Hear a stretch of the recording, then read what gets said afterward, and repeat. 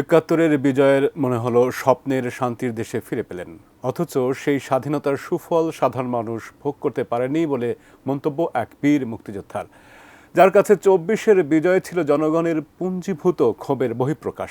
এর মাধ্যমে তারা দ্বিতীয়বার মুক্তির স্বাদ নিল বলেও মনে করেন তিনি। শিবলুর রহমানের ছবিতে বিস্তারিত জানাচ্ছেন আবুল কালাম আজাদ।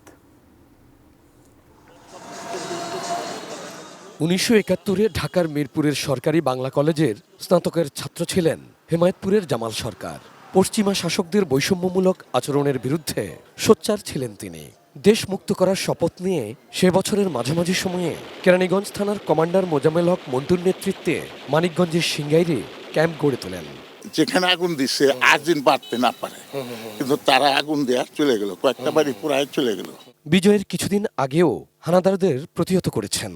একাত্তরের বিজয় কিভাবে তার হৃদয়ে? আমরা অন্তপক্ষে পাকিস্তানদের ছিন্ন কইরা আমরা নিজেরা স্বাধীন করছি, আমরা আমাদের দেশ পরিচালনা করব। আমরা একটা স্বপ্নের দেশ পাইলাম, যে দেশে আমাদের শান্তিতে বসবাস করতে পারবো। এরপর কেটে গেছে অর্ধ শতাব্দী। ২৪-এর জুলাই অভ্যুত্থানে আত্মীয় পরিজন নিয়ে প্রতিরোধ গড়ে তোলেন সাভারে। এনামের মেডিকেল ওই এলাকা দেয়।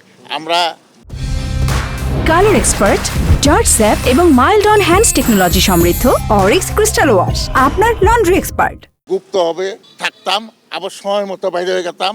স্কুল পড়ার ছেলেরা, মাদ্রাসার ছেলেরা এবং গার্জিয়ানরা পর্যন্ত রাস্তায় নামছে।